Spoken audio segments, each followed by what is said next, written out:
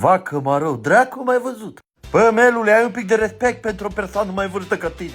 Ce mai vârstă, prin înălțare sau cum? Nu-ți rușine, așa te învăța măta. Dar ce trebuie să mă vezi pe mine, mami? Dar eu sunt cântăresc renumit, pe mine trebuie să mă respectezi. Aoleu, dar ce nume de scenă ai? Calboi? Ce calmă, tu vezi că ești vițel? Am crezut că ești vacă. Eu sunt vițel, mă, eu când la evenimente culturale, la întrunirea boilor, la sărbătoarea orașelor, la satelor, eu când la orice fel de nunți.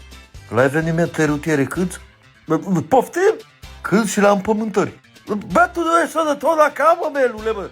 Păi n-ai zis că câți la toate evenimentele. Păi la ce împământări și rutiere visezi tu aici, mă? Eu când la evenimente unde sunt chemat, mă. Hai, dracu, mă, nu te cheamă nimeni la împământări și la evenimente rutiere. Tu știi câte accidentezi pe zi, mă, trăznească-te în gură. Ai face la bandă numai, mai ales împământări. Ferească, Dumnezeu. Cred că ai fi Gigi Becali din România. Păi ce, Gigi Becali de ce țară? Ăla din A român. Păi ce țară e aia? Alt român, altă Românie. De unde să știu eu, mă, pe toți? Și pot să cânt eu la împământări? Oh, și la învieri. Mamă, și eu n-am știu. Să vezi ce de bani fac eu, Melule. Vii și tu cu mine să cântăm. Te mă, de ce că nu știu să cânt. La ce să cânt eu? La țambal, am o supapă mai jos și încânt din trombon. Bă, că